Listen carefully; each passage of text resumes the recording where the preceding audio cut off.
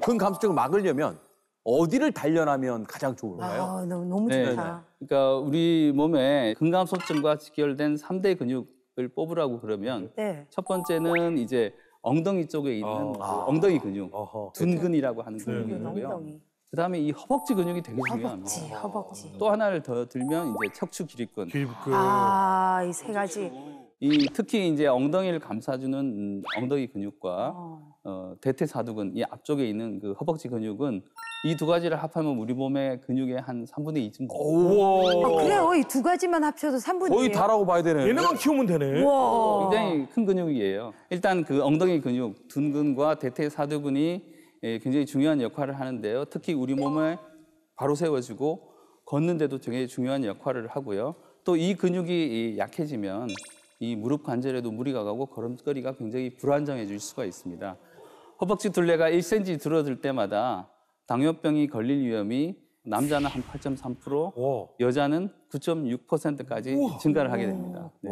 차이가 꽤 나네요. 그럼 허벅지 둘레가 2cm만 줄어들어도 당뇨병이 올 확률이 거의 20% 늘어나는 거네. 그러니까요. 조금 전에 당뇨병 발생 확률이 높다고 그랬는데 이 근육을 굉장히 튼튼하게 해주면 혈당을 굉장히 낮출 수가 있고 조절하는데 굉장히 도움을 줄 수가 있습니다. 그리고 척추 기립근에 대해서 잠깐 말씀을 드리면 마찬가지로 척추 기립근은 우리 몸을 곧게 세워주는 등 근육이라고 할 수가 있는데요. 척추 기립근이 튼튼하면 자세도 바라주는 역할을 하지만 아래 위에 힘을 전달해주는, 힘을 쓰는데 굉장히 또 중요한 역할을 하고 있어요. 그래서 이 근육이 약해지면 아무래도 자세가 나빠지니까 무정해지고 불안정해지고 그다음에 이제 허리 통증도 생길 수가 있고 그런 원인이 되기도 합니다. 그래서 근감소증을 예방하고 또 수명을 늘리기 위해서는 이 3대 근육을 단련하고 튼튼하게 하는 것이 굉장히 필요합니다. 근데 교수님, 근감소증이 여러 질병을 이제 불러온다고 얘기를 하셨잖아요.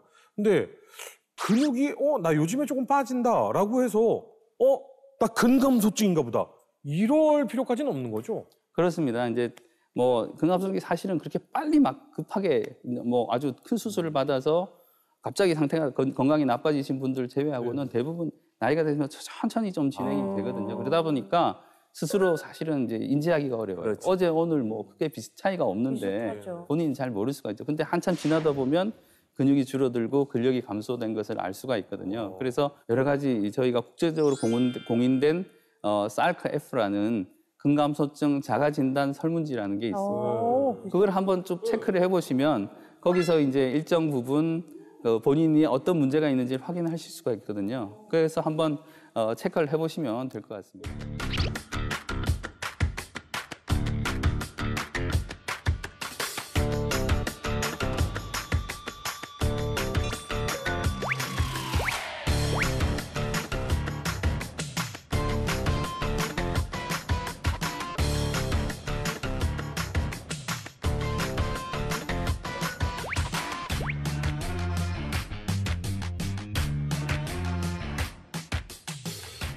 이 세 분 다 뭐 워낙 거의 해당되는 전 것이 0점이었어요. 없고. 네. 저도 0점. 이건 몇 점이에요? 나 1점 넘어. 큰일 났습니다, 선생님.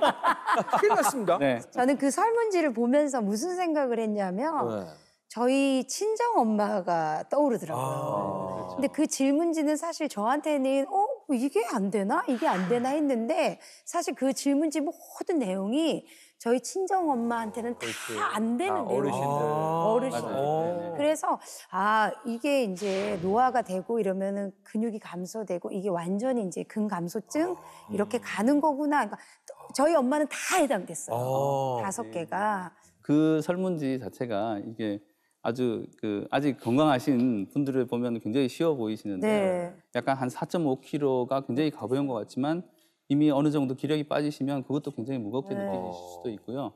뭐 계단 10개를 한 번에 쉬지 않고 오르는 거 저희는 뭐 얼마든지 할 수 있지만 나이가 드시면서 그게 굉장히 어려워진 상태가 되면 근감소증을 의심을 할 수가 있는 겁니다. 그래서 그중에서 한 4개, 4점 정도 이상이 되면 근감소증을 의심을 할 수가 있고요. 네.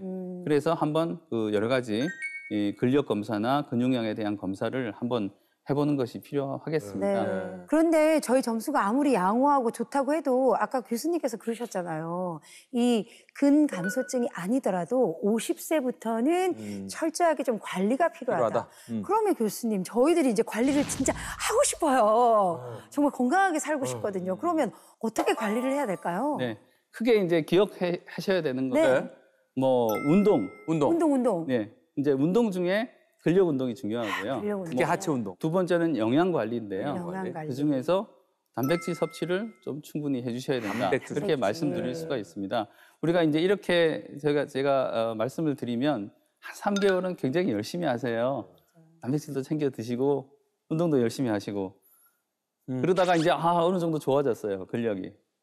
근데 이제 다시 이제 일상의 생활로 돌아가셔서 좀 지나시면 다시 어차피 또 맞아요. 나빠집니다. 그래서 영양 관리와 운동을 장기적으로 매일 일상적으로 꾸준히 한다고 생각하셔야 계속해서 관리가 됩니다. 어느 정도 하다가 말아버리면 다시 이제 이것도 도루묵이 되거든요.